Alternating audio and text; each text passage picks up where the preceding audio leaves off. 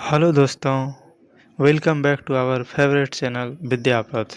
तो आज हम करने वाले हैं लास्ट 7 ईयर के OWS, जो कि ये हमारा पार्ट 3 होने वाला है वन वर्ड सब्स्टिट्यूशन का। इसमें हमने 2018 से लेके 2025 तक के आज तक के जितने भी एग्ज़ाम हुए हैं उन सभी के OWS को हमने अच्छे से कवर किया है। तो ये सेशन आपके लिए बहुत इम्पोर्टेंट है। इसका पार्ट 1 पार्ट 2 हो चुका है, जो कि इस चैनल पर वीडियो अपलोड हो गई है और प्लेलिस्ट भी बन गई है, तो आप जाके वहाँ देख सकते हैं पार्ट 1 और पार्ट 2 OWS की। तो ये आज हमारा पार्ट 3 होने वाला है, जिसमें हम 61 नंबर से क्वेश्चन करेंगे 90 तक अप्रोक्स। तो चलिए स्टार्ट करते हैं। तो आज का हमारा पहला OWS है, जो कि हमारा 61 नंबर है। Departure from common rule. Departure from common rule ये हमारा क्या होता है? तो departure from the normal rule यह कहते हैं यह कह सकते हैं समथिंग अनयूजुअल और इरेगुलर, यानी कि होता है असामान्यता या अपवाद। इजी ट्रिक में समझें तो इसका कहते हैं anomaly. Departure from common rule, common rule से there was anomaly in the examination result. मतलब कि किसी चीज़ से जो एनोमेली होती है उसे हम कहते हैं, यानी कि परीक्षा के नतीजे में कुछ गड़बड़ी अगर होती है तो there was an anomaly in the examination result. तो हमारा आंसर क्या हो जाएगा? एनोमेली, ये कि हमारा फर्स्ट ऑप्शन है। ठीक है। और ये क्विक्सोटिक जो है, क्विक्सोटिक ये हमारा जो है होता है अनरियलिस्टिकली ऑप्टिमिस्टिक और आइडियलिस्टिक। और ये हमारा प्रैग्मेटिक तो जानते होंगे, प्रैक्टिकल को कहते हैं dealing with things in a practical and sensible way. और ये स्टॉपर जो है, स्टॉपर होता है the state of being nearly unconscious और being unable to think properly, इसी को हम लोग कहते हैं स्टॉपर। तो यहाँ एग्जांपल देख लीजिए, the sudden drop in temperature in May was an anomaly.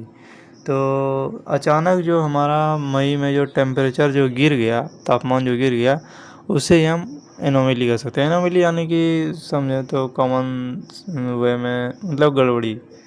इसके सैनोनिम्स अगर देख लेते हैं, इर्रेगुलरिटी हो जाएगा, एक्सेप्शन हो जाएगा, डेविएशन, पेक्यूलियरिटी, ये सब इसके सैनोनिम्स हो जाएंगे। और इसके एंटोनिम्स हो जाएंगे उल्टा, यानी कि नॉर्मलिटी सामान्यतया, रेगुलरिटी स्टैंडर्ड, कंसिस्टेंसी।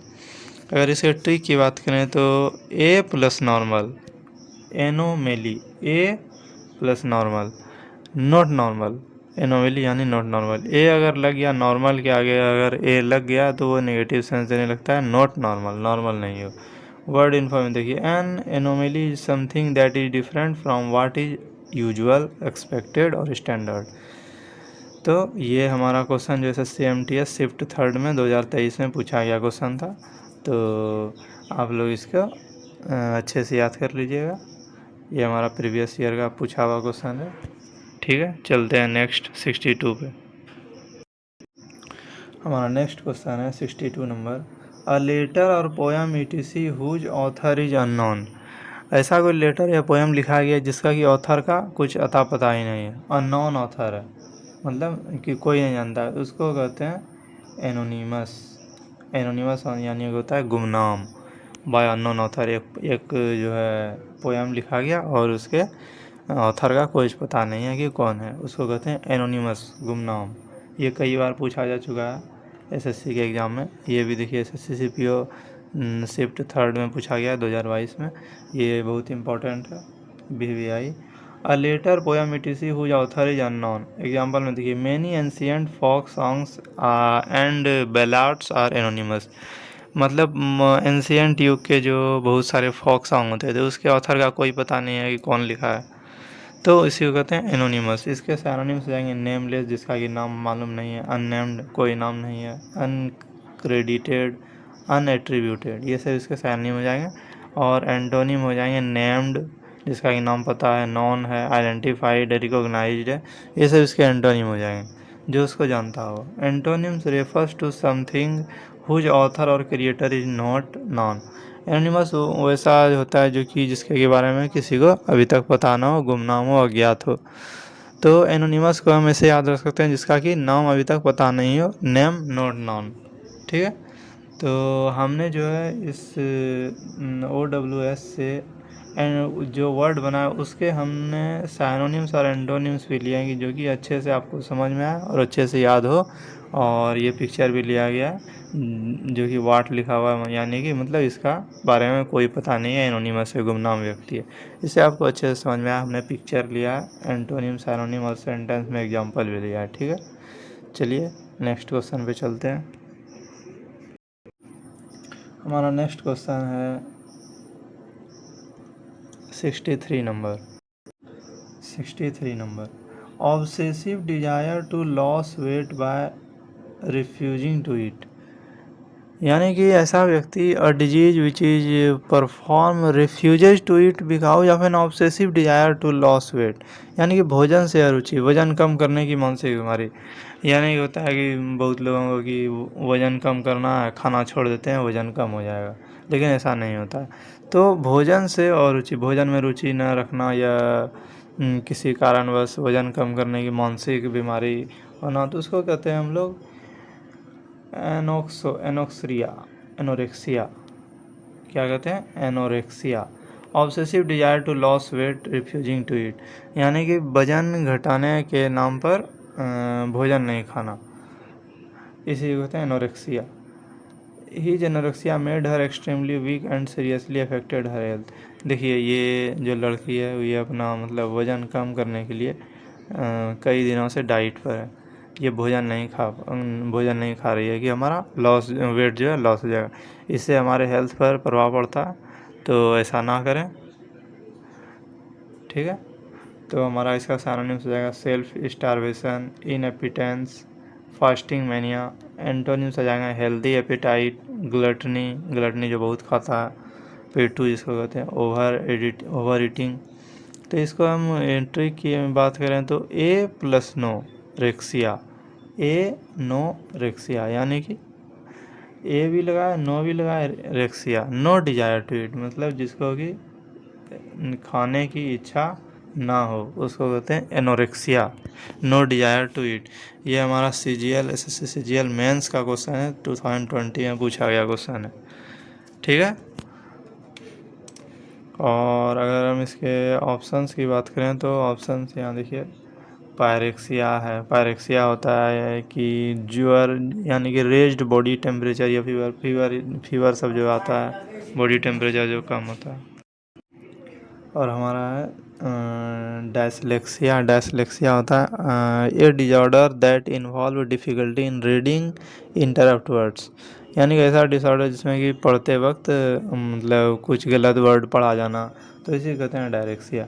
और ये पहला जो था एस्फैक्सिया होता है दम घुटना, condition caused by lack of oxygen, या ऑक्सीजन की कमी के कारण दम घुटने से मर जाना, उसी को कहते हैं एस्फैक्सिया, दम घुटना। तो चलिए नेक्स्ट क्वेश्चन पे चलते हैं, 64 नंबर।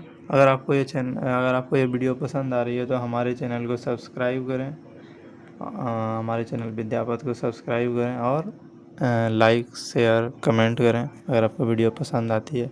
और आपको किस टॉपिक पर वीडियो चाहिए तो कमेंट करें, हम आपके लिए वीडियो ज़रूर लेकर आएंगे। चलिए नेक्स्ट क्वेश्चन। तो हमारा नेक्स्ट क्वेश्चन है 64 नंबर। तो study of man kind is called, क्या होता है स्टडी ऑफ मैन काइंड, यानी कि मानव जाति का जो स्टडी करते हैं हम लोग, जिसको कि मानव विज्ञान कहते हैं। तो स्टडी ऑफ मैन काइंड क्या कहलाता है हमारा? तो स्टडी ऑफ मैन काइंड कहलाता है हमारा एंथ्रोपोलॉजी। क्या कहलाता है हमारा? एंथ्रोपोलॉजी है हमारा आंसर है, एंथ्रोपोलॉजी। स्टडी ऑफ, जिसमें कि इसमें स्टडी ऑफ मैन काइंड मतलब मानव विज्ञान के बारे में अध्ययन किया जाता है, इसको कहते हैं एंथ्रोपोलॉजी। एंथ्रो यानी कि होता है ह्यूमन, और लॉजी यानी कि अध्ययन, anthropology helps us understand human organ origins, behaviour, cultures and society. Anthropology में मतलब ह्यूमन ओरिजिन्स, बिहेवियर और उसके कल्चर और उसके सोसाइटी के बारे में हम लोग अध्ययन करते हैं। तो इसका सिनोनिम हो जाएगा human science, study of human, social science. और इसके एंटोनिम की बात करें तो एंटोनिम हो जाएगा misunderstanding of human, inhumanity, disregard. तो इसका वर्ड ओरिजिन की उत्पत्ति कहाँ से हुई थी? ग्रीक वर्ड से लिया गया था एंथ्रोपोज, जिसका कि मतलब होता है ह्यूमन, और लोगोज यानी कि स्टडी, एंथ्रोपोलॉजी। ठीक है। और ये HPTET एग्जाम में 2017 में पूछा गया था। Anthropology is the scientific study of human, their society and culture. ठीक है। तो ये ह्यूमन के अध्ययन को हम लोग बोलते हैं एंथ्रोपोलॉजी। और पैथोलॉजी जो लिखा हुआ है, पैथोलॉजी हमारा होता है रोगों का अध्ययन, स्टडी ऑफ डिजीज के बारे में अगर कोई अध्ययन करते हैं तो उसको कहते हैं पैथोलॉजी। ठीक है। और फिलोलॉजी जो हमारा सेकंड, फिलोलॉजी होता है भाषा शास्त्र, लैंग्वेज के बारे में जिसमें अध्ययन करते हैं, स्टडी ऑफ लैंग्वेज।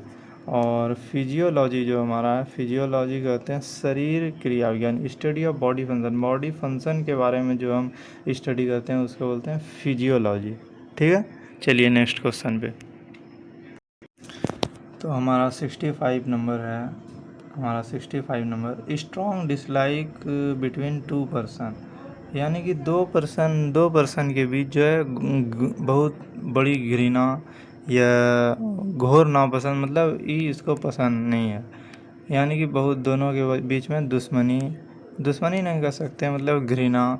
तो एंटीपैथी उसको कहते हैं। क्या कहते हैं? एंटीपैथी।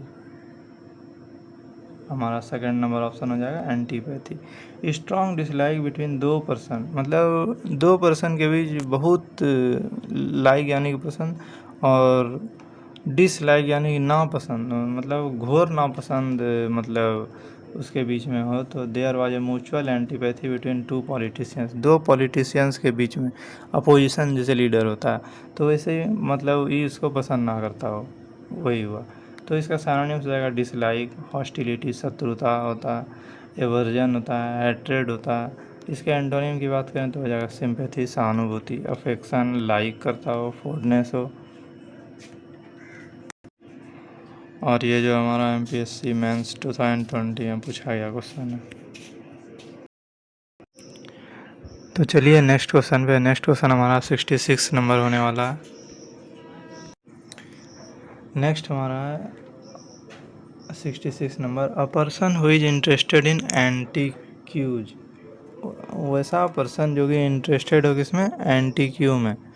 तो एंटीक्यू कहते हैं प्राचीन वस्तुओं का संग्रह करता, मतलब यानी कि बहुत सारे सामान को जो अगर संजो कर रखता है तो उसे कहते हैं प्राचीन काल का। ए person who is interested in एंटीक्यूज, प्राचीन वस्तुओं का संग्रह करता, प्राचीन वस्तुओं को संभाल कर रखता है, तो उस जगह को बोलते हैं, उस व्यक्ति को एंटीक्वेरियम।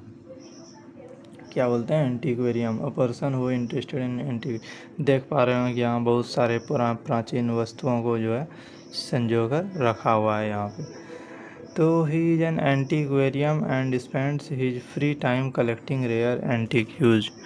तो वह जो अपना जो फ्री टाइम होता है वो खर्च करता है कहाँ पे? एंटीक्यू को संभालने में, कलेक्ट करने में।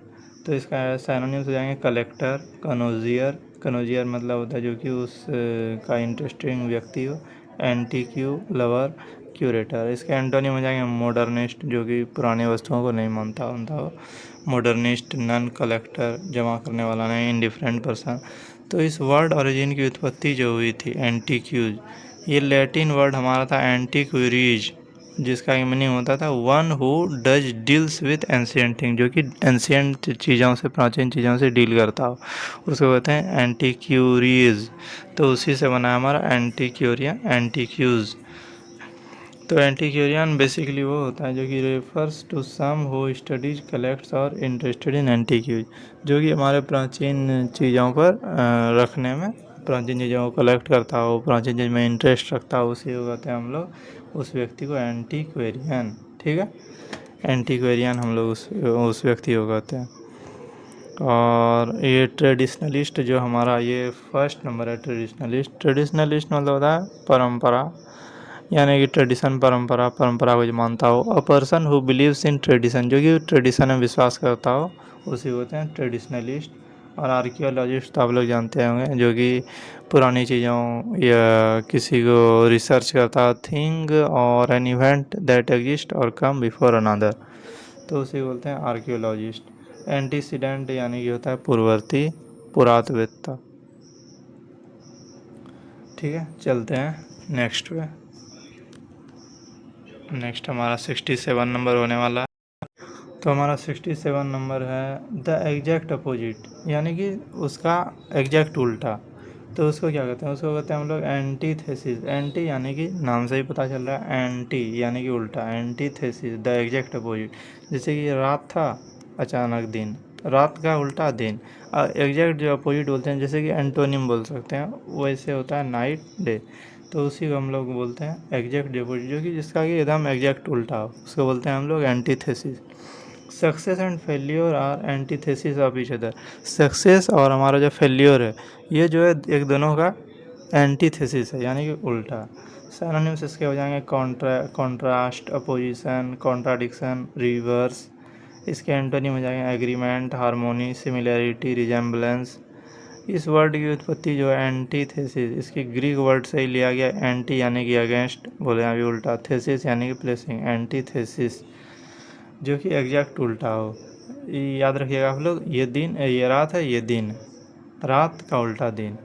तो antithesis refers to a direct opposite, complete contrast of one thing और अनदर। ये हमारा एसएससी सीजीएल मेंस का 2019 का पूछा हुआ क्वेश्चन है, तो आप लोग इसको याद रखिएगा। द एग्जैक्ट अपोजिट यानी कि एंटीथेसिस। और ये जो हमारा एस्टियर है, एस्टियर हमारा होता है सौंदर्यवादी, सुंदरता के बारे में जो होता है। A person who a love and understanding of art और ब्यूटी, जिसको कि आर्ट और ब्यूटी का बहुत अच्छा परख हो, उसको होते हैं एस्टीट। और ये प्रोस्थेसिस जो है, प्रोस्थेसिस हमारा होता है an artificial body part use to replace a missing part, यानी कि कोई ऐसा बॉडी पार्ट जिसको कि मिस हो गया है, तो उस बॉडी पार्ट को कोई आर्टिफिशियल बॉडी पार्ट से रिप्लेस करने को प्रोसेस को कहते हैं प्रोस्थेसिस। और एनालॉगस जो हमारा होता है, एनालॉगस होता है similarity between like features of two things on which a comparison में बी यूज्ड, अनुरूप जिसको कहते हैं। ठीक है, चलिए हमारा नेक्स्ट क्वेश्चन 68 नंबर पे। हमारा 68 नंबर है अ set of room forming one residence in a building, यानी कि ऐसा सेट ऑफ रूम जिसमें कि वन रेसिडेंस हो इन अ बिल्डिंग, पूरे बिल्डिंग में एक ही सिर्फ रेसिडेंस हो, यानी कि फ्लैट उसको कह सकते हैं, उसको कहते हैं अपार्टमेंट, अपार्टमेंट कहते हैं उसको। A set of room forming one residence in a building, example कर सकते हैं the moved to a new apartment in the city centre, city के सेंटर में जो है एक न्यू अपार्टमेंट में वो शिफ्ट हुआ। सिनोनिम से इसका flat, residence, accommodation, dwelling. Antonym हो जाएंगे हट, सैक, शेड, पेविलियन। ठीक है, और इस वर्ड की जो ओरिजिन हुई है लैटिन वर्ड अपेरेट में अपेरमेंटम से हुई है, जिसका कि मीनिंग होता था सेपरेट या सेट अपार्ट। इसको कहते हैं अभी हम लोग अपार्टमेंट। ठीक है, apartment means a self content set of rooms equipped for living with in a building, यानी कि बिल्डिंग ना हो, अपार्टमेंट हो सिर्फ, मतलब ये फ्लोर है तो यही फ्लोर हमारा है, बाकी नहीं। ठीक है, और ये जो हमारा नेक्स्ट ऑप्शन है विला। विला क्या होता है, विला होता है हमारा स्पेसियस, जहाँ की बहुत बहुत ज़्यादा स्पेस हो, of and luxurious single family home, luxurious भी हो, सिंगल फैमिली होम हो, यूजली इन कंट्री साइड, जो कि हमारा कंट्री साइड में होता है, तो उसको कहते हैं विला। लेकिन हमारा आंसर क्या होगा, अपार्टमेंट। ठीक है, और ये सूट किसको कहते हैं, सूट कहते हैं हम लोग अ सेट ऑफ कनेक्टेड रूम्स, यानी कि कनेक्टेड रूम्स, होटल या अपार्टमेंट या किसी कनेक्टेड रूम को मार्केटेड एज वन यूनिट, जिसको कि एक यूनिट में ही काउंट किया जाता है, उसको कहते हैं सूट। और बंगलो तो आप लोग जानते होंगे, बंगलो कहते हैं वन लेवल हाउस, हाउस को कहते हैं बंगलो। ठीक है, चलिए नेक्स्ट क्वेश्चन 69 नंबर। ये हमारा सीजीएल मेंस में पूछा गया क्वेश्चन था 2020 का। ठीक है, चलिए नेक्स्ट पे। हमारा क्वेश्चन नंबर 69 है हैविंग और शोइंग नो इमोशन, यानी कि हैविंग और शोइंग नो इमोशन, यानी कि मतलब कोई इमोशन हो नहीं हो और दिखाए भी ना, तो उसको हम लोग कहते हैं एपाथेटिक। एपाथेटिक, हैविंग और शोइंग नो इमोशन, यानी उसमें इमोशन ना हो ही ना, फीलिंग्स ना हो, उसको कहते हैं एपाथेटिक। क्या कहते हैं, एपाथेटिक, यानी कि उदासीन भाव का। देखिए यहाँ ये लड़का जो है उदास हो गया, सैडनेस फील कर रहा है, तो he remained apathetic even after hearing the sad news, मतलब ये किसी सैड न्यूज को सुन के ये जो उदासीन हो गया, एपाथेटिक मैनर में चला गया। तो सिंपैथी यानी कि होता है फीलिंग, एम्पैथी होता है फीलिंग लाइक अदर्स, और अपैथी मतलब नो फीलिंग। सिंपैथी एम्पैथी इसमें होगा फीलिंग, और एपैथी मतलब नो फीलिंग, मतलब दूसरों के प्रति कोई फीलिंग नहीं। सैनोनिम्स जगह इसका इंडिफरेंट, अनमूव्ड, अनकेयरिंग, डिटैच्ड। इसके एंटोनिम हो जाएंगे इमोशनल, मूव्ड, सेंसिटिव, अफेक्टेड। इसके वर्ड की उत्पत्ति देख लीजिए, ग्रीक वर्ड एपाथिया से लिया गया था। ए यानी कि विदाउट, फर्स्ट टाइम हम आपको बताएंगे, ए यानी कि विदाउट होता है, अपोज कर देता है वर्ड को, और पैथिया मतलब फीलिंग, मतलब ए पैथी मतलब फीलिंग, और ए लग गया नेगेटिव मतलब नो फीलिंग। ठीक है, ये हमारा SSC MTS शिफ्ट 1 में पूछा गया क्वेश्चन था 2022 का। तो apathetic means showing no interest, excitement और कंसर्न। एपाथेटिक यानी कि उसके अंदर कोई फीलिंग ना हो, कोई इंटरेस्ट ना हो, कोई एक्साइटमेंट ना हो, उसको कहते हैं हम लोग एपाथेटिक। ठीक है, एपाथेटिक। तो चलते हैं नेक्स्ट वर्ड पे, नेक्स्ट मतलब नेक्स्ट OWS पे। नेक्स्ट हमारा क्वेश्चन 70 नंबर होने वाला है। क्वेश्चन नंबर हमारा 70 है, place where bees are kept. ये वेरी इंपॉर्टेंट क्वेश्चन है, बहुत बार एग्जाम में, SSC के एग्ज़ाम में पूछा गया क्वेश्चन है। जहाँ की बर्ड को बीज को रखा जाता है, और इससे एक मिलता जुलता बर्ड को भी रखा जाता है, वो भी पूछा जाता है क्वेश्चन बहुत बार। तो ये जो है दोनों में बहुत लोग कंफ्यूज होते हैं। Place where bees are kept, बीज का जहाँ बात हुआ, मधुमक्खी का बीज का जहाँ बात हुआ, उसको कहते हैं हम लोग, जहाँ की मधुमक्खी को रखा जाता है उसको कहते हैं हम लोग एपियरी। बीज एपी आएगा तो बीज, और ये एवियरी जो है, एवियरी बर्ड से संबंधित होता है। किससे संबंधित होता है? बर्ड से, पक्षियों से संबंधित होता है बर्ड। तो एवियरी जो है हमारा बर्ड से संबंधित होता है। ये दोनों में बहुत लोग कन्फ्यूज होते हैं। एवी, AVI एवी यानी कि बर्ड, API एपी यानी कि मधुमक्खियाँ। बीज एपी से, और बर्ड एवी से, एवियरी से। तो जहाँ बीज को रखा जाता है, मधुमक्खियों को रखा जाता है, उसको कहते हैं एपियरी, और जहाँ बर्ड को रखा जाता है तो उसको कहते हैं एवियरी। इसमें कंफ्यूज नहीं होगा। ये हमारा क्वेश्चन जो है एपियरी, एपी यानी कि बीज से संबंधित होता है, और एवियरी बर्ड से संबंधित होता है। ये जो हमारा बहुत ही वेरी इंपॉर्टेंट क्वेश्चन है, और बहुत बार पूछा भी जा चुका है, तो आप लोग इसको याद रखिएगा। और ये जो है आगे भी 2026 में भी पूछा जा सकता है एक्सपेक्टेड क्वेश्चन के तौर पर, तो आप लोग इसको याद रखिएगा। एपी यानी कि बीज, और एवी यानी कि बर्ड। ठीक है, और इस वर्ड की उत्पत्ति जो है लैटिन वर्ड एपीरियस से हुई थी, एपियरी से बना, एपीरियस से एपियरी, एपी यानी कि बी होता है। ये हमारा CHSL शिफ्ट 1 2023 में पूछा गया क्वेश्चन। तो आ गए हम लोग 71 नंबर क्वेश्चन पे। तो हमारा 71 नंबर क्वेश्चन है, a person who has given up their belief. हो वैसा व्यक्ति जो कि धर्म त्यागी हो, जो कि अपने धर्म को त्याग कर देता हो। तो देख लीजिए यहाँ, उसको क्या कहते हैं हम लोग? एपोस्टेट। क्या कहते हैं हम लोग? एपोस्टेट। तो हमारा सही आंसर हो जाएगा एपोस्टेट। एपोस्टेट हम लोग उसको भी कह सकते हैं जिसका इसका साइनोनिम्स हो जाएगा रीनिगेट करना, या कन्वर्ट, रिवेल, या नॉन बिलीवर, किसी चीज़ में विश्वास ना करता हो।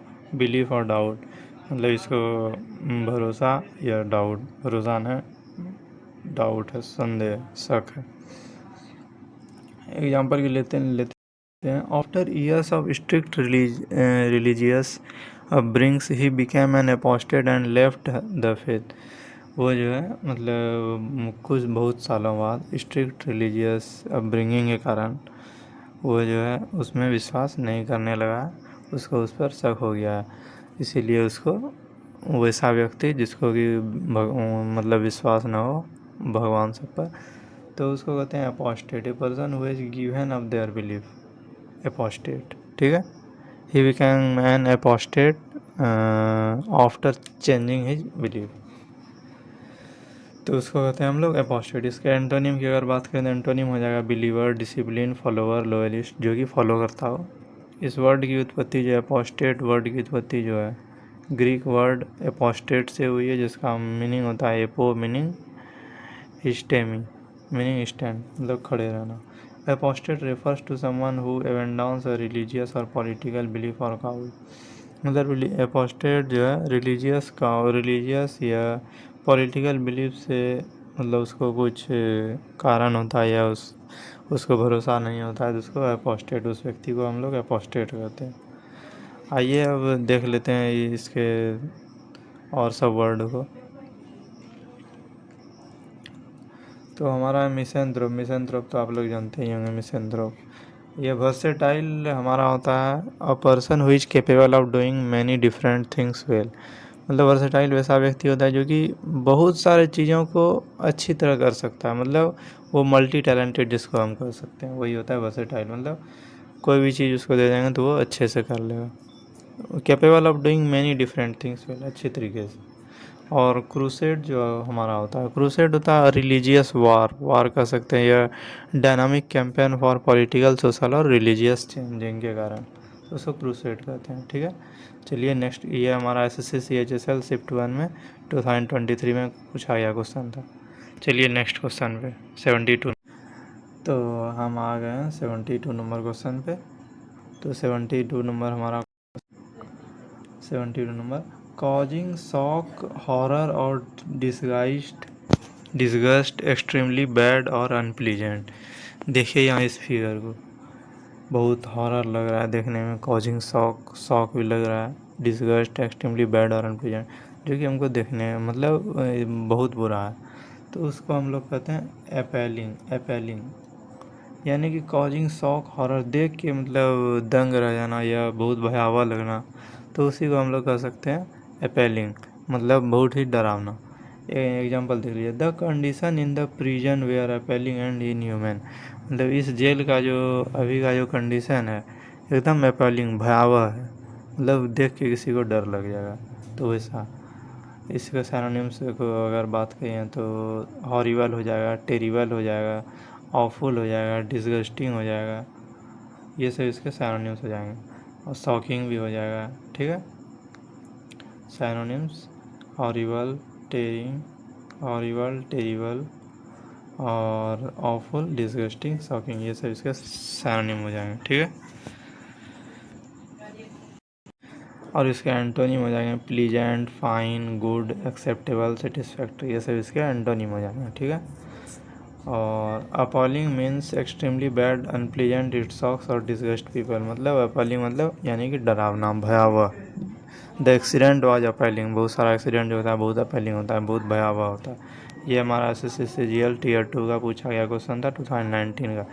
ये वर्ड की उत्पत्ति एपेलियर से हुई थी। एप यानी कि अवे और पेलियर यानी कि ग्रो पेल विथ फियर, मतलब बहुत ही डरावना। तो चलिए इसके और सब वर्ड्स को देख लेते हैं। मिसचीवियस जो हमारा पहला वर्ड है, मिसचीवियस मतलब होता है शरारती, naughty person, a person who enjoys playing tricks and causing harmless trouble, तो उसको कहते हैं हम लोग शरारती। और रिमार्केबल जो है, रिमार्केबल हमारा होता है वर्थी ऑफ बिंग और likely to be noticed specially as being uncommon और एक्स्ट्रा ऑर्डनरी, इसको कहते हैं हम लोग रिमार्केबल। और फ्रीवुलस जो होता है बहुत ही छोटा होता है, behaving in A silly way and not taking anything seriously, मतलब कोई भी चीज़ को सीरियसली नहीं लेना, मतलब जैसे चल रहा है वैसे चल रहा है, सीरियसली ना लेना, उसको कहते हैं फ्रीवुलस। अगर आप लोगों को ये वीडियो पसंद आ रही है तो हमारे चैनल को सब्सक्राइब करें विद्यापथ को, और आगे और भी वीडियो पाने के लिए बेल आइकन को दबाएं, नोटिफिकेशन ऑन कर लें, जिससे कि आपको हमारा वीडियो का नोटिफिकेशन सबसे पहले आए। चलिए अब नेक्स्ट क्वेश्चन पे चलते हैं 73 नंबर। तो आ गए हैं हम लोग 73 नंबर पर।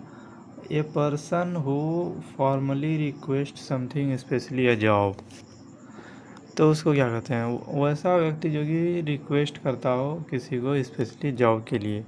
देखिए ये लड़की ये जो है जॉब एप्लीकेशन सबमिट कर रही है, तो इसको कहते हैं हम लोग एप्लीकेंट। जैसे हम लोग कहीं जॉब के लिए एप्लीकेशन अगर सबमिट करते हैं उसको कहते हैं एप्लीकेंट। तो हम लोग कहलाते हैं एप्लीकेंट। एप्लीकेंट मतलब जो कि आवेदन को सबमिट कर रहा है। ये लड़की देखिए यहाँ सबमिट कर रही है एप्लीकेशन, जॉब एप्लीकेशन को। तो ये हो गई एप्लीकेंट। तो applicant she is an applicant for the marketing manager position. ये जो मार्केटिंग मैनेजर के पोजीशन पे जो है, मार्केटिंग मैनेजर के पोजीशन पे अपना जो है एप्लीकेशन सबमिट कर रही है। तो ये क्या हो जाएगी, एप्लीकेंट। ठीक है। इसके सिनोनिम्स की अगर बात करें तो कैंडिडेट, सीकर, पेटिशनर, सप्लीकेंट, रिक्वेस्टर। इसके एंटोनिम हो जाएंगे एम्प्लॉयर, प्रोवाइडर, डोनर, गिवर, जो कि जॉब देता है। ठीक है। इस वर्ड की उत्पत्ति हमारे लैटिन वर्ड एप्लीकेयर से हुई है। इसको मिटा देते हैं। तो ये जो एप्लीकेयर से हुई है, ऐप यानी कि टू प्लस लिकर, attach meaning to make a request, यानी कि रिक्वेस्ट किसी से करना अपने जॉब के लिए, या जैसे कोई फॉर्म निकलता है तो हम लोग उसको सबमिट करते हैं तो वो हम लोग एप्लीकेंट हो जाते हैं। ठीक है। Applicant refers to a person who applies और makes a formal request for something. ये हमारा SSC CHSL शिफ्ट 2 का 2021 का पूछा गया क्वेश्चन है। ठीक है। तो आइए हम इसके वर्ड को भी देख लेते हैं। तो हमारा 74 नंबर क्वेश्चन है, a glass container to keep fish. ये तो सभी लोग जानते होंगे, ये बहुत इंपॉर्टेंट भी क्वेश्चन है। A glass container to keep fish, वैसा कंटेनर जिसमें कि मछलियों को हम लोग रखते हैं उसको क्या कहते हैं, तो उसको हम लोग एक्वेरियम कहते हैं। क्या कहते हैं, एक्वेरियम। ये हमारा राइट आंसर हो जाएगा, एक्वेरियम।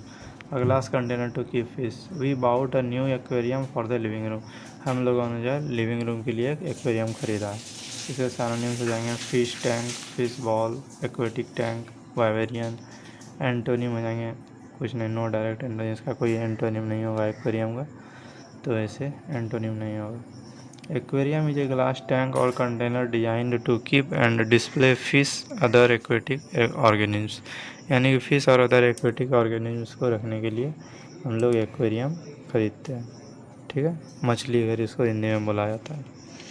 इस वर्ड का ओरिजिन एक्वेरियन, एक्वा यानी कि वाटर होता है, और एरियम यानी कि place, meaning to a place of water, जिसमें कि पानी रखा जाता है, उसको कहते हैं एक्वेरियम। ये हमारा SSC CGL शिफ्ट 3 का 2022 का पूछा गया क्वेश्चन था। ठीक है। चलिए नेक्स्ट क्वेश्चन पे। तो हमारा क्वेश्चन नंबर 75 है, based on chance rather than और रीजन और अ प्लान। तो ये क्या है, तो based on chance rather than reason और अ प्लान, ये क्या होता है, कोई निर्णय या किसी कार्य बिना किसी ठोस कारण, यानी कि कोई निर्णय या किसी बिना किसी ठोस कारण के, नियम या तर्क या योजना के लिए किया गया हो, केवल मन मर्जी से या यूं ही, मतलब ऐसे या कोई निर्णय लिया गया हो बिना किसी ठोस कारण के, ऐसे ही ले लिया जाता है निर्णय। तो इसी चांस का मतलब किस्मत, ये चांस का मतलब किस्मत नहीं है, बल्कि बिना सोचे समझे, बिना किसी निश्चित आधार के किसी काम को करना, या बिना योजना, बिना प्लानिंग किए किसी काम को करना, तो उसको हम लोग कहते हैं आर्बिट्रेरी। आर्बिट्रेरी यानी कि मध्यस्थ होता है, आर्बिट्रेरी। ठीक है।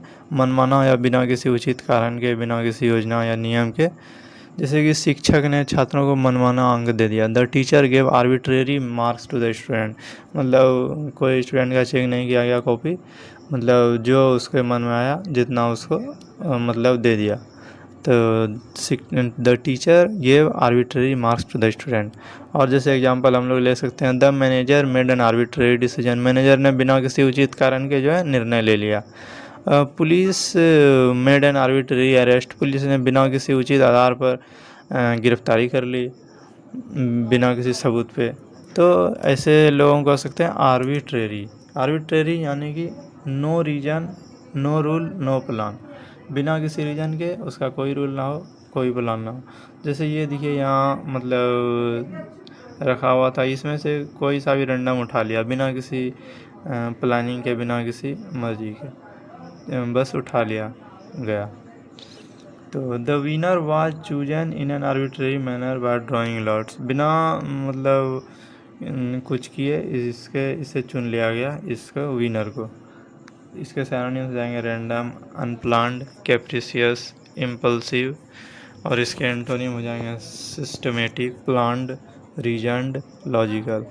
तो आर्बिट्रेरी यानी कि रैंडमली कोई भी चीज़ करना, तो उसको हम लोग कह सकते हैं आर्बिट्रेरी। ठीक है, जैसे कोई सा भी कार्ड है तो किसी डेक से कोई सा कार्ड निकाल लेना, जज ने बिना किसी उचित कारण के सजा दे दी, तो ऐसे सब वर्ड को कहते हैं हम लोग आर्बिट्रेरी, मध्यस्थ। ठीक है, arbitrary means based on random choice और personal will, not on the reason on any fixed rule, बिना किसी नियमित कारण, बिना किसी उचित कारण के कुछ भी कर देना। तो ये हमारा SSC CHSL शिफ्ट थर्ड में 2021 में पूछा गया क्वेश्चन था। तो इसका आंसर क्या हो जाएगा? आर्बिट्रेरी। चलिए नेक्स्ट क्वेश्चन पे 76 नंबर। तो ये हमारा आज का 76 नंबर क्वेश्चन है। Dash is the scientific study of material remains like relics and monuments of past human life. इसको हम लोग क्या कहते हैं? मतलब किसी पुरातत्व विज्ञान, मतलब पुरानी चीज़ को देखिए, यहाँ फिगर से आप देखिए समझिए, ये बहुत कोई पुराना सा मंदिर है जो कि अभी टूट गया है, तो किसी पुरानी जगह या किसी पुरानी चीज़ के बारे में रिसर्च करना, उसको हम लोग कहते हैं आर्कियोलॉजी। क्या कहते हैं हम लोग? आर्कियोलॉजी। किसी मोन्यूमेंट के या ह्यूमन लाइफ के पास्ट के रिलिक्स के बारे में मटेरियल को ढूंढना कहते हैं आर्कियोलॉजी। ठीक है, तो हम लोग यदि किसी साइंटिफिक चीज़ के बारे में स्टडी करेंगे, या scientific study of ancient monuments remains, जो कि अब बहुत बचा खुचा अवशेष है, उसके बारे में अगर रिसर्च करेंगे तो हम लोग क्या कहेंगे? उसको आर्कियोलॉजी। इसको हम लोग कहते हैं आर्कियोलॉजी, मतलब किसी भी पुरातत्व विज्ञान के बारे में रिसर्च करना। Archaeology helps us understand the culture and life style of ancient civilisation. बोले ना, एंशियंट सिविलाइजेशन, किसी पुरानी चीज़ के बारे में रिसर्च करने को हम लोग कहते हैं आर्कियोलॉजी। तो हमारा आंसर हो जाएगा आर्कियोलॉजी। इसके सिनोनिम्स देख लेते हैं, एक्सकेवेशन, एक्सप्लोरेशन, डिगिंग, एंटीक्वेरियनिज्म। इसके एंटोनिम्स हो जाएंगे डिस्ट्रक्शन, निगलेक्ट, फॉरगेटफुलनेस, इग्नोरेंस, ये सब इसके एंटोनिम हो जाएंगे। ठीक है, तो इसको कहते हैं हम लोग पुरातत्व विज्ञान, आर्कियोलॉजी, यानी कि एंशियंट ऑब्जेक्ट के बारे में रिसर्च करने को कहते हैं आर्कियोलॉजी। और ये देख लीजिए थियोलॉजी जो हमारा धर्मशास्त्र है, स्टडी ऑफ रिलीजन को कहते हैं थियोलॉजी। बायोलॉजी तो आप लोग जानते ही होंगे, बायोलॉजी सब्जेक्ट भी हम लोग पढ़ते हैं, तो उसमें क्या पढ़ते हैं? Scientific study of living things. और जियोलॉजी जो होता है हमारा स्टडी ऑफ अर्थ, पृथ्वी से संबंधित चीज़ों के बारे में अध्ययन करते हैं, and its structure and process, तो उसको कहते हैं जियोलॉजी। जियोग्राफी हम लोग ये पढ़ते हैं। तो ये हमारा SSC GD शिफ्ट 1 का पूछा गया क्वेश्चन था 2023 का, और ये इम्पॉर्टेंट भी है। Archaeology is the study of ancient human evidence through excavation and analysis. ठीक है, चलिए नेक्स्ट क्वेश्चन पे 77 नंबर। तो हमारा 77 नंबर क्वेश्चन है, 77 number, a place where government public records are kept, यानी कि पुरानी सरकारी फाइलों का भंडार। ये देखिए गवर्नमेंट का रिकॉर्ड्स है, यहाँ रखा जाता है।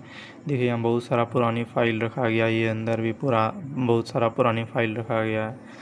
तो पुरानी फाइलों का रिकॉर्ड का भंडार, जहाँ सरकार के पुराने महत्वपूर्ण दस्तावेज रिकॉर्ड के तौर पर और ऐतिहासिक फाइलें सुरक्षित रखी जाती है, उसे हम लोग क्या कहते हैं? आर्किव्स।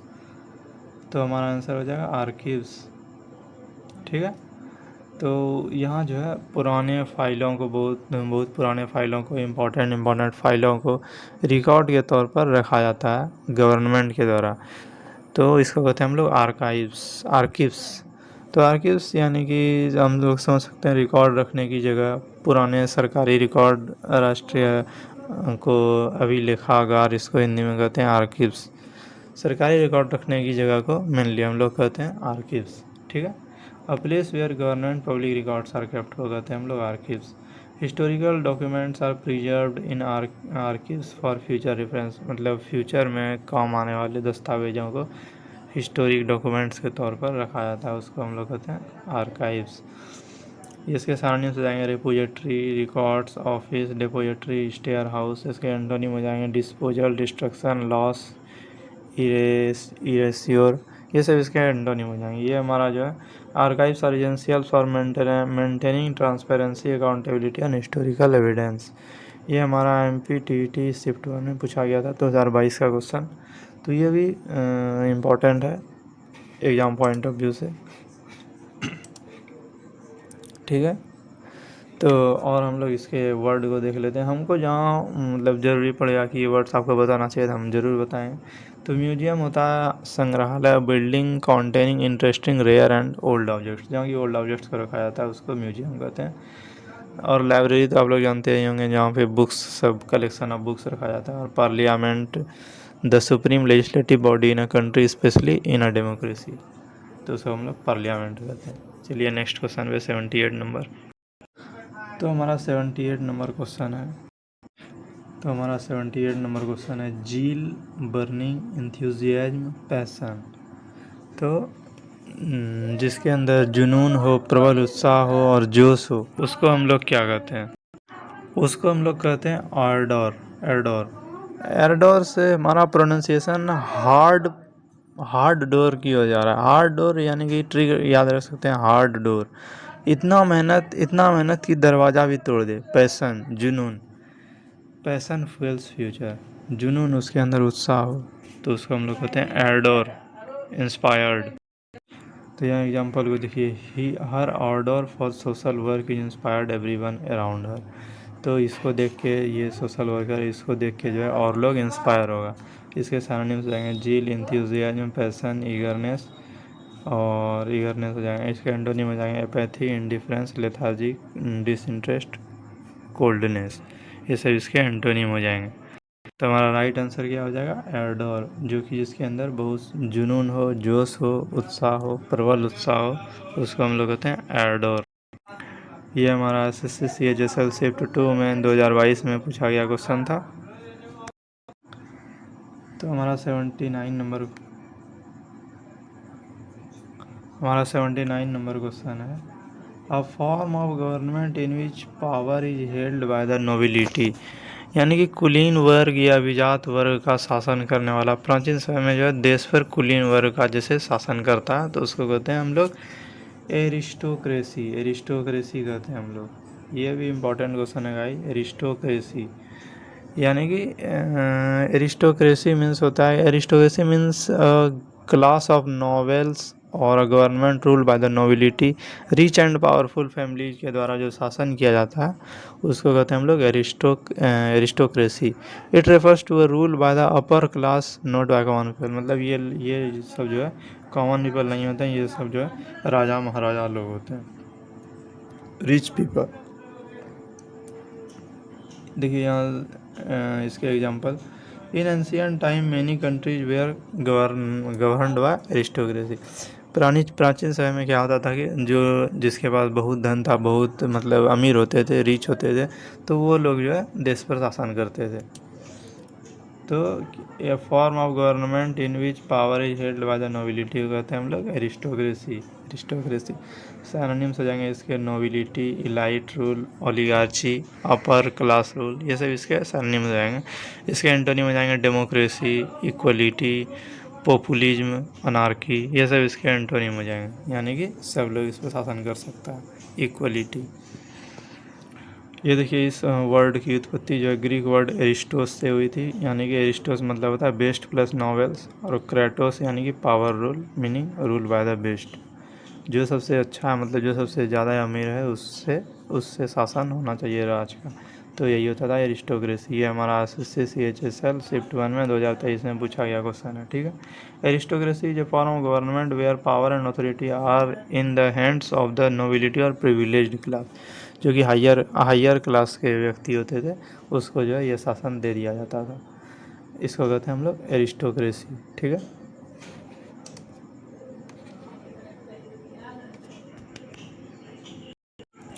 और ये हमारा जो ये डेमोक्रेसी है, डेमोक्रेसी यानी कि होता है प्रजातंत्र या लोकतंत्र भी कह सकते हैं। तो डेमोक्रेसी होता है a form of government in which the supreme power is vested in the people and exercised by their elected agents under a free electoral system. Free electoral system के तहत जो किया जाता है उसको कहते हैं हम लोग डेमोक्रेसी। और ये हमारा रिपब्लिक जो है, रिपब्लिक हम लोग कहते हैं गणतंत्र, रिपब्लिक डे भी मनाते हैं हम लोग। A country that has an elected government and an elected leader, तो इसको कहते हैं हम लोग रिपब्लिक। और नोबिलिटी जो होता है कुलीनता होता है, a person of the highest social rank in a society, मतलब हमारे सोसाइटी में जिसका सोशल रैंक सबसे हाईएस्ट हो उसको कहते हैं हम लोग नोबिलिटी। ठीक है, चलिए नेक्स्ट क्वेश्चन पे चलते हैं हम लोग 80 नंबर। तो हमारा 80 नंबर क्वेश्चन है अ प्लेस फॉर स्टोरेज और आर्म्स एंड एम्यूनिशन, यानी कि जहाँ वैसा जगह जहाँ की हथियार सब बहुत अधिक मात्रा में रखा जाता है, हथियार सब रखने के लिए जो जगह बनाया जाता है उसको हम लोग कहते हैं Arsenal. Arsenal a place of storage और आर्म्स एंड एम्यूनिजम। यहाँ आप फिगर में देख पा रहे हैं कितने सारे हथियार रखे गए हैं, ये हथियार रखने की जगह बनाए जाते हैं तो उसको कहते हैं हम लोग आर्सेनल। यहाँ देखिए बहुत सारे हथियार गन सब रखे गए हैं तो इसको हम लोग कहते हैं arsenal. The military moved the supplies from the arsenal to the front line. तो मिलिट्री के लिए ये जो है आर्सेनल जो बनाया गया है जिसमें हथियार सब रखे जाते हैं। ठीक है, तो इसके सिनोनिम्स हो जाएंगे armoury, depot, armoury, magazine, weaponry. इसके एंटोनिम हो जाएंगे डिसएग्रीमेंट, पीस, निगलेक्ट, अनप्रिपेयर्डनेस। तो ये सब इसके एंटोनिम हो जाएंगे, तो ये हमारा आर्सेनल हो जाएगा राइट आंसर। ठीक है, an arsenal is a military establishment for the storage and maintenance of weapons and ammunition. तो यहाँ जो है वेपन सब रखा जाता है। तो ये हमारा एसएससी सीपीओ शिफ्ट 1 2022 में पूछा गया क्वेश्चन था।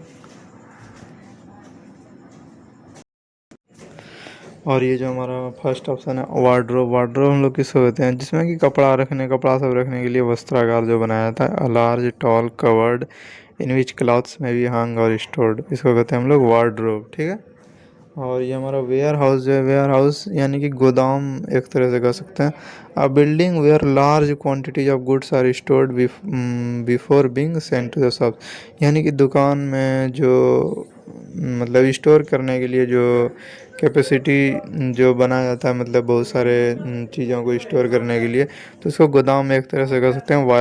वेयर हाउस कहते हैं उसको, जिसमें कि मतलब उस दुकान के लिए और मतलब ख़रीदने के बाद बिक्री होने के बाद जो और जो बचेगा उसको कहते हैं वेयर हाउस, जहाँ की मतलब सामान रखा जाता है दुकान को बेचने के लिए, तो गोदाम एक तरह से कह सकते हैं उसको। और ग्रेनरी कहते हैं हम लोग अन्न भंडार, जहाँ की अन्न फूड सब स्टोर किया जाता है। अ बिल्डिंग वेयर ग्रेन केप्ट और स्टोर्ड, ग्रेन यहाँ जहाँ रखा जाता है ये स्टोर किया जाता है उसको कहते हैं ग्रेनरी। ठीक है, चलिए नेक्स्ट क्वेश्चन पे 82 नंबर। तो हमारा 81 नंबर क्वेश्चन है the crime of deliberately and maliciously setting something building usually on fire, यानी कि जानबूझकर आग लगाना या आग लगाकर कोई नुकसान पहुंचाने का अपराध करना, वैसा क्राइम जो कि आग लगाकर जो क्राइम किया जाता है, अपराध किया जाता है, उसको हम लोग क्या कहते हैं, उसको हम लोग कहते हैं arson. Arson, crime of deliberately and maliciously setting something building usually on fire. देखिए यहाँ ये व्यक्ति जो है आग, मतलब ये व्यक्ति नहीं, ये तो फायर डिपार्टमेंट आग बुझाने वाला है। देखिए यहाँ इस बिल्डिंग को आग लगा दिया गया है, तो किसी क्राइम करने के लिए आग लगाने को हम लोग कहते हैं arson. Arson, the accused was charged with arson for building down the store intentionally. ये बिल्डिंग में स्टोर था कोई सामान रखने के लिए या दुकान, तो उसको जो है आग लगा दिया गया। तो आग लगा दिया गया, तो उस कोई सा भी क्राइम आग लगा कर करना तो उसको कहते हैं आर्सन। इसके सारणी हो जाएंगे incendiarism, fire raising, burning, conflagration, vandalism. इसके एंटोनिम हो जाएंगे extinguishing, preservation, protection, conservation, safeguarding. ठीक है, arson is a serious criminal offence that involves intentionally setting fire to property, मतलब आग लगाकर जो अपराध किया जाता है उसको कहते हैं हम लोग आर्सन। ये हमारा एसएससी एमटीएस शिफ्ट 1 में 2022 का पूछा गया क्वेश्चन था। तो चलते हैं नेक्स्ट क्वेश्चन पे। नेक्स्ट क्वेश्चन पे बढ़ने से पहले ये वर्ड देख लेते हैं। एग्रेरियन यानी कि होता है एग्रीकल्चर से संबंधित। The use of land for farming, वैसा जगह जहाँ की फार्मिंग, वैसा लैंड जो कि हम फार्मिंग के लिए यूज करते हैं उसको कहते हैं एग्रेरियन। और ये हमारा जो थर्ड जो है एम्बुश यानी कि घात लगाना। A surprise attack for a hidden position, मतलब छिप कर रहना और जैसे कोई छिप कर रहना और कोई अगर आए तो उस पर अटैक कर देना, डायरेक्ट अटैक करना, सरप्राइज अटैक, तो उसको कहते हैं हम लोग ambush.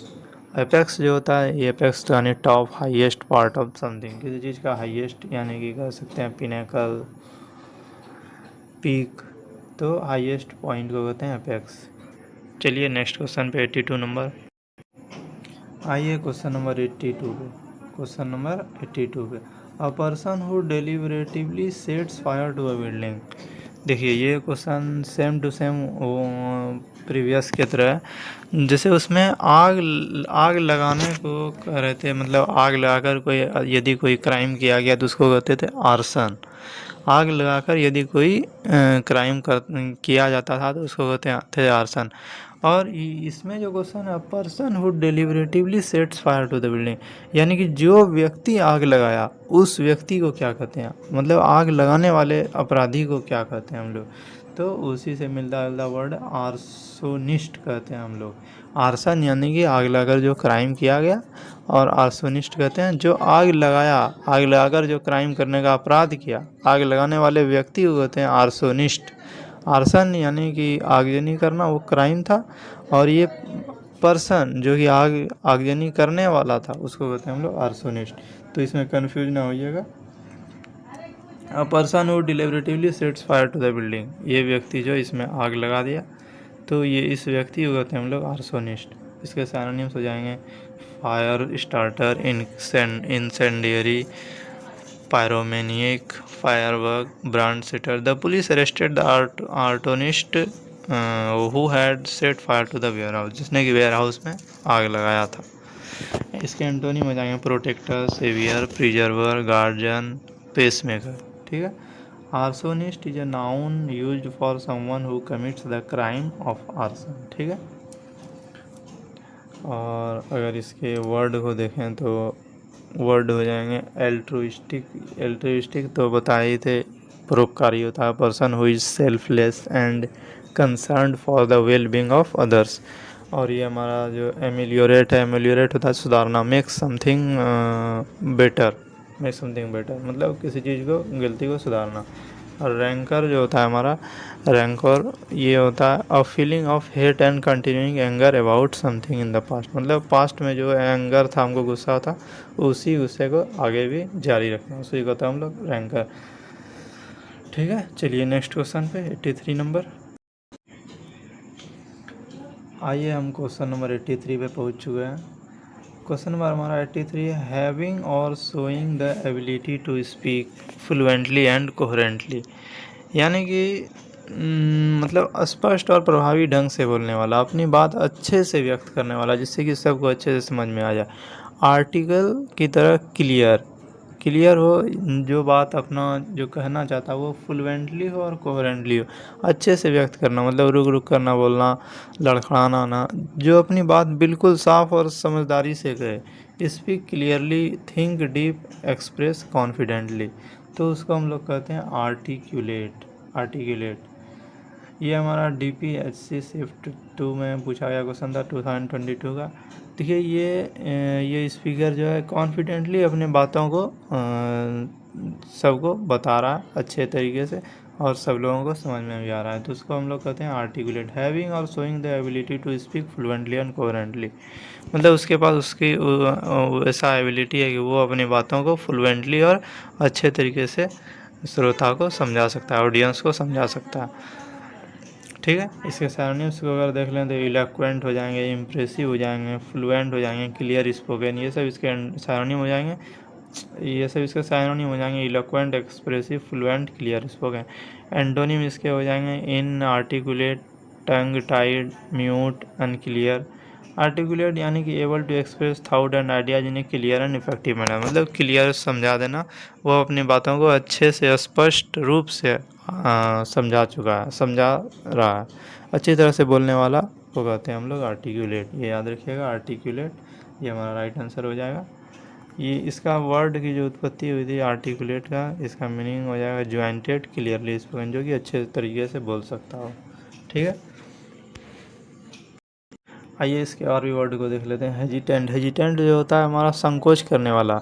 A person who is unsure to do something confidently, मतलब किसी भी चीज़, किसी भी काम को करने से पहले उसमें हेजिटेंट होना, यानी कि संकोच उत्पन्न होना, उसको कहते हैं हम लोग हेजिटेंट।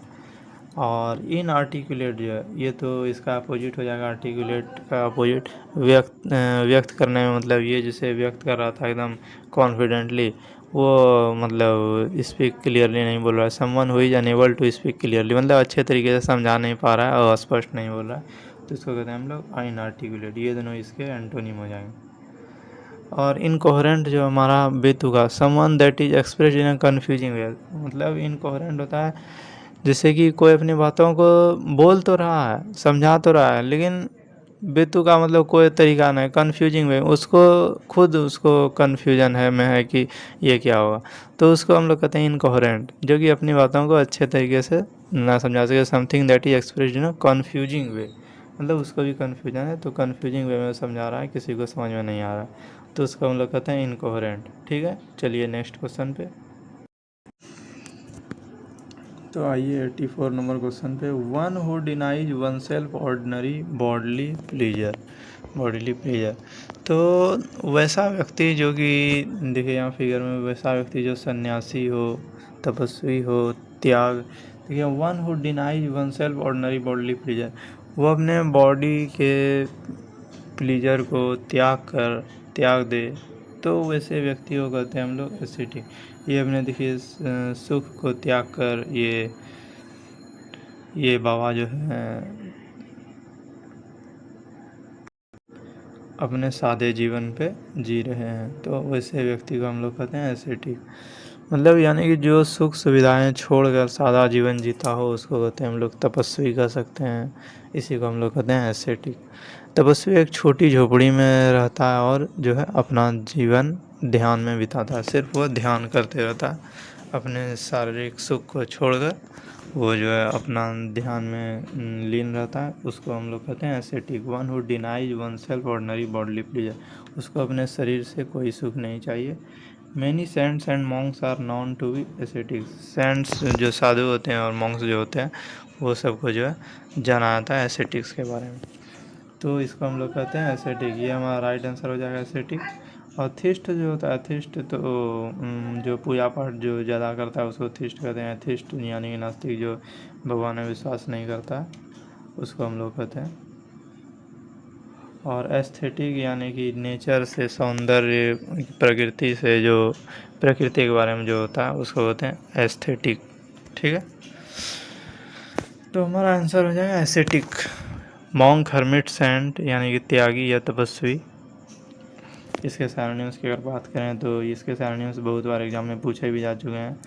इसके सैरोनिम्स हो जाएंगे हर्मिट, मॉन्क, एब्सटेनर, रिकल्स, स्पिरिटन। इसके एंटोनिम हो जाएंगे epicure, hedonist, pleasure Sikar, indulgent. ये सब इसके एंटोनिम हो जाएंगे। तो एस्थेटिक जो होता है, aesthetic is a person who practices severe self discipline and gives up worldly comforts and pleaser. ये हमारा एसएससी सीपीओ शिफ्ट 2 में पूछा गया क्वेश्चन था 2019 में। तो चलते हैं नेक्स्ट क्वेश्चन पे, 85 नंबर। तो हमारा 85 नंबर है one who kills somebody especially for political reasons, यानी कि वैसा व्यक्ति जो कि किसी पॉलिटिकल रीजन्स की वजह से किसी को किल कर देता हो, यानी कि मार देता हो, तो उसको क्या कहते हैं, यानी कि हत्यारा, विशेषकर किसी प्रसिद्ध या महत्वपूर्ण व्यक्ति की हत्या करने वाला। तो महत्वपूर्ण व्यक्ति की योजनाबद्ध हत्या करने वाले को कहते हैं हम लोग एसेसिन कहते हैं। मतलब किसी प्लान कर लेना, उसके बाद उसका किल कर देना। One who kills somebody especially for political reasons, तो उसको हम लोग कहते हैं एसेसिन। देखिए example, the assassin was hired to kill the diplomat for political reasons. तो नेता पर हमला करने वाला हत्यारा वो कहते हैं हम लोग एसेसिन। इसका सरनेम हो जाएगा killer, murderer, hitman, gunman, executioner. Antonym हो जाएगा प्रोटेक्शनर, डिफेंडर, बचाने वाला, सेवियर, गार्जियन, पीसमेकर। ये सब इसके एंटोनिम हो जाएंगे। तो एसेसिन होता है महत्वपूर्ण किसी में इम्पोर्टेंट व्यक्ति की हत्या करना। मर्डरर भी कर सकते हैं उसको, किसी भी व्यक्ति का हत्यारा कहते हैं हम लोग, मर्डरर, किलर, ये सब उसको कर सकते हैं। तो ये हमारा SSC CGL शिफ्ट 4 में 2023 में पूछा गया क्वेश्चन था। ठीक है, आइए हम लोग इसके वर्ड को देखते हैं। तो हमारा ये जो वर्ड है, चलिए नेक्स्ट वर्ड पे चलते हैं। ये उतना इम्पोर्टेंट वर्ड नहीं है, ये लोग सभी जानते हैं। 86 नंबर चलते हैं। तो आइए क्वेश्चन नंबर 86 पे, a person who tells the future by stars is called an. मतलब वैसा व्यक्ति जो कि स्टार्स से अपना फ्यूचर बता दे, किसी का भी फ्यूचर बता दे। A person who tells the future by star, star के द्वारा किसी का फ्यूचर बता दे, तो उसको हम लोग कहते हैं एस्ट्रोलॉजर। क्या कहते हैं हम लोग? एस्ट्रोलॉजर। ये हमारा सी नंबर राइट आंसर हो जाएगा, astrologer. Many people consult an astrologer to know about their future. बहुत लोग जो दुनिया में जितने भी लोग हैं, बहुत लोग उनमें से जो है एस्ट्रोलॉजर के पास जाते हैं अपने फ्यूचर के बारे में जानने के लिए, कंसल्ट करते हैं। तो एस्ट्रोलॉजर तो सभी लोग जानते हैं, एस्ट्रोलॉजर यानी कि भविष्य देखने वाला, भविष्य बताने वाला। तो इसके सामने हो जाएंगे soothsayer, seer, fortune teller, diviner. इसके एंटोनिम हो जाएंगे स्केप्टिक, डिसबिलीवर, रियलिस्ट, डाउटर। ठीक है, डाउटर जो कि जिस पर संदेह होता है उसको एंटोनिम हो जाएगा उल्टा। An astrologer interprets the position and movements of stars planets to predict future events. मतलब स्टार और प्लैनेट के मूवमेंट को पता करके वो जो है फ्यूचर के इवेंट को प्रिडिक्ट करता है, तो उसको हम लोग कहते हैं एस्ट्रोलॉजर। ये हमारा TET 2018 में पूछा गया क्वेश्चन था। और ये जो हमारा एस्ट्रोनॉट होता है अंतरिक्ष यात्री, तो आप लोग जानते ही होंगे, person who is trend for travelling into space. और ये एस्ट्रोनॉमर जो हमारा खगोल विज्ञान कहते हैं, a person who study astronomy. Astronomy के बारे में जो अध्ययन करता है उसको कहते हैं एस्ट्रोनॉमर। और ये ऐसे ठीक तो ही बताए ही, सेम वही है। चलिए नेक्स्ट क्वेश्चन पे 86 नंबर, सॉरी गाइस, हमारा 87 नंबर क्वेश्चन होने वाला है। तो the science of foretelling events by mapping star, इसको हम लोग क्या कहते हैं? तो ये हमारा क्वेश्चन जो है सेम एच जो अभी हम पढ़े हैं एक दो क्वेश्चन पहले, तो वही है same question. The science of foretelling events by mapping star. तो हम लोग वो एस्ट्रोलॉजर किसको कर रहे थे, जो कि भविष्य स्टार को देखकर भविष्य बता रहा था, तो उसको हम लोग कहते थे एस्ट्रोलॉजर। और ये जो हमारा है, ये जो है science of foretelling events by mapping star, मतलब स्टार्स का अध्ययन करके, स्टार के अध्ययन करके जो हमको फ्यूचर बताया उसको गए हम एस्ट्रोलॉजर। और स्टार का जो अध्ययन हुआ वो प्रोसेस जहाँ से हमको ज्ञान मिला, मतलब स्टार्स के अध्ययन के बारे में, उस the science of foretelling events, तो उस स्टार के से जो हम जो पता लगाएं फ्यूचर, तो उसको हम एस्ट्रोलॉजर कहें। लेकिन वो जो हम स्टार्स के बारे में जहाँ हम अध्ययन किए, जहाँ हम सीखें, उसको कहते हैं एस्ट्रोलॉजी। एस्ट्रोलॉजी मतलब होता है ज्योतिष शास्त्र। उस साइंस को, उसके पीछे साइंस को कहते हैं एस्ट्रोलॉजी, यानी कि ज्योतिष शास्त्र। ठीक है, तो कन्फ्यूज ना होइएगा। एस्ट्रोलॉजी यानी कि उस साइंस के बारे में जो अध्ययन जो करते हैं हम इसमें, उसको कहते हैं एस्ट्रोलॉजी। और जो हमको फ्यूचर के बारे में प्रिडिक्ट, घटना इवेंट के बारे में बताता है, उसको कहते हैं हम लोग एस्ट्रोलॉजर। तो इसमें जो ज्ञान जो हमको मिलता है उसको कहते हैं एस्ट्रोलॉजी, और जो ज्ञान देने वाला होता है तो उसको कहते हैं हम लोग astrologer. Many people believe in astrology to know about their future. ठीक है, साइनोनिम्स हो जाएंगे divination, soothsaying, star divination, horoscopy. Antonym हो जाएंगे ignorance, reality, fact, uncertainty, unawareness. Astrology is based on the belief of the position and movements of stars and planets influence human affairs and natural events. ये हमारा SSC MTS shift 1 में पूछा गया question था 2023 का। ठीक है गाइज, ये दोनों इम्पोर्टेंट था, एस्ट्रोलॉजर और एस्ट्रोलॉजी। ठीक है, एस्ट्रोलॉजी, उसके पीछे के साइंस को कहते हैं एस्ट्रोलॉजी, और एस्ट्रोलॉजर जो कि हमको प्रिडिक्ट करके बताता है, ठीक है। और ये हमारा जो ऑप्शन है एस्ट्रोफिजिक्स। एस्ट्रोफिजिक्स क्या होता है? खगोल भौतिकी, the scientific study of physical and chemical structure of the stars and planet. मतलब स्टार्स और प्लैनेट्स के बारे में केमिकल स्ट्रक्चर या फिजिकल स्ट्रक्चर के बारे में जो हम साइंटिफिक स्टडी करते हैं उसको हम लोग कहते हैं एस्ट्रोफिजिक्स, ठीक है। और ये एस्ट्रोनॉमी तो बताएं, खगोल विज्ञान, स्टडी ऑफ हेवनली बॉडीज को कहते हैं एस्ट्रोनॉमी। और एस्ट्रोलॉजी तो अभी यही है एस्ट्रोलॉजी, तो हमारा आंसर हो जाएगा एस्ट्रोलॉजी। और एस्ट्रोबायोलॉजी क्या होता है? एस्ट्रोबायोलॉजी होता है ब्रह्मांड के बारे में जो जीव विज्ञान, the study of life in the universe. मतलब ब्रह्मांड का जो है लाइफ के बारे में जिसमें हम अध्ययन करते हैं उसको कहते हैं एस्ट्रोबायोलॉजी, ठीक है। चलिए नेक्स्ट क्वेश्चन पे 88 नंबर।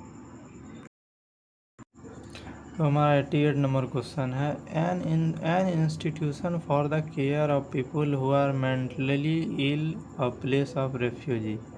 तो देखिए गाइज, हमारा वैसा इंस्टीट्यूशन हो जिसमें कि मेंटली इल यानी कि पागल व्यक्ति को रेफ्यूजी के तौर पर रखा जाता हो, तो वैसे जगह को कहते हैं हम लोग, ये सब जानते होंगे, एसाइलम कहते हैं, यानी कि पागल खाना एक तरह से कह सकते हैं, मेंटल एसाइलम, ठीक है।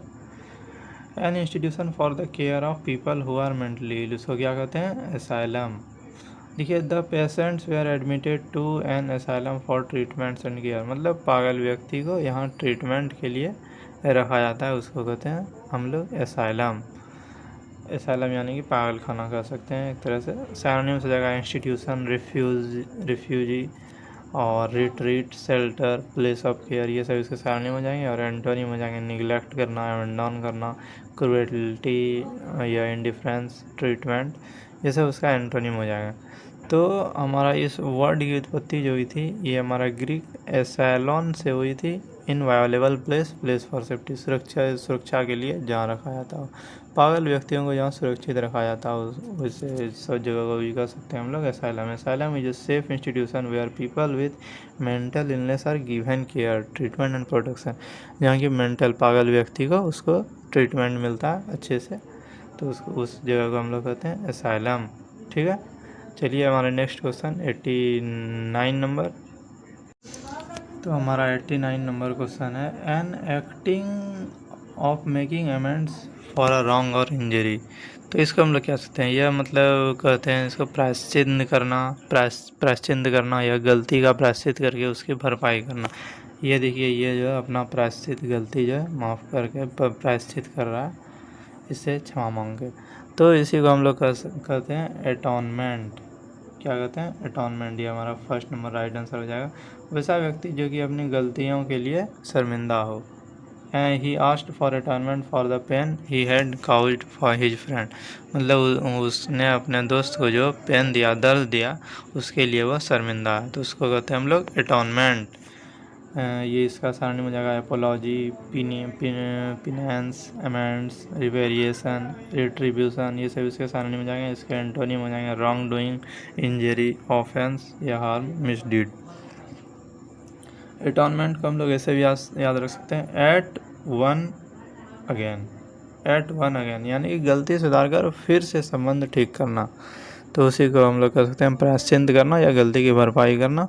Not just saying sorry but taking action to correct the wrong, यानी कि सिर्फ सॉरी नहीं बोलना, सॉरी तो हो जाएगा क्षमा, सॉरी नहीं बोलना, but taking action to correct the wrong, उस गलती को सही करने का डिसीजन लेना, उसी को कहते हैं हम लोग atonement. Atonement is the act of expressing sorrow and making amends for a mistake और रॉन्ग डूइंग। तो ये हो जाएगा हमारा एटॉनमेंट। ये जो है SSC MTS शिफ्ट 2 में 2022 में पूछा गया क्वेश्चन है, तो याद रखिएगा ये हम लोग, इसको कहते हैं हम लोग एटॉनमेंट। और ये जो हमारा राइट है, राइट होता है धार्मिक उत्सव, a ceremony performed by a particular group of people often for religious purpose. और पेज्यूरी जो होता है झूठी गवाही देना होता है, act of telling a lie in court of law, ठीक है। तो चलिए नेक्स्ट, ये हमारा SSC MTS शिफ्ट 2 में पूछा गया था 2022 का क्वेश्चन, ठीक है। चलिए नेक्स्ट हमारा 90। तो ये आज का ये क्वेश्चन नंबर 90 जो ये आज का हमारा लास्ट OWS होने वाला है। OWS सीरीज के आज का मतलब आज का लास्ट वर्ड 90 नंबर क्वेश्चन। इसके आगे भी OWS की और भी सीरीज आएंगी, तो फॉलो कीजिए हमारे चैनल को, सब्सक्राइब कीजिए, और अगर आपको ये वीडियो पसंद आती है तो लाइक, सब्सक्राइब, शेयर कीजिए। हमारे चैनल पर प्लेलिस्ट बन चुकी है OWS लास्ट 7 ईयर्स OWS, पिछले 7 साल में जितना ये पूछे गए OWS हैं जितने भी एग्ज़ाम में, तो सारे एग्ज़ाम को हमने कवर किया है। तो इससे आप OWS तैयार कर लीजिए, जिससे कि आपके एग्ज़ाम में एक भी OWS नहीं छूटने चाहिए। ये जो SSC CHSL CGL SSC MTS और जितने भी एग्ज़ाम में इंग्लिश आते हैं उन सभी के लिए यूजफुल सेशन है। तो इस सेशन को पूरा कंप्लीट कीजिए और हमारे चैनल से जुड़िए, और भी अच्छे अच्छे कंटेंट आपको मिलेंगे। तो चलिए ये क्वेश्चन को देख लेते हैं। A person authorise to examine and verify account, वैसा व्यक्ति जो कि अकाउंट को एग्जामिन परीक्षण करता हो और वेरीफाई करता हो, उसको कहते हैं हम लोग लेखा परीक्षक, यानी कि ऑडिटर जो खातों की जांच करता हो। लेखा परीक्षक जो है कंपनी के वित्तीय रिकॉर्ड की जांच करता है, तो उसको हम लोग कहते हैं ऑडिटर। ये हमारा फर्स्ट नंबर राइट आंसर हो जाएगा, ऑडिटर।